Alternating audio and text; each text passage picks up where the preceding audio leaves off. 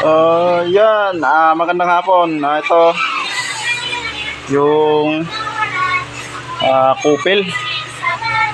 Hindi ako basta mag-anak ni kupil to na aircon. Window type inverter. Ayan, yung itsura ng yung malapit sa ilog or kanal ng mga aircon o malapit sa dagat. Ganito, ayan isang taon pa lang yan pero kinain na ng kalawang.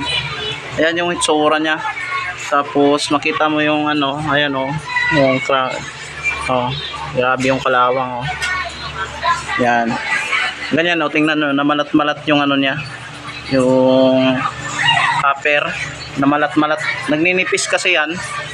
Ayan, ito rin nagninipis.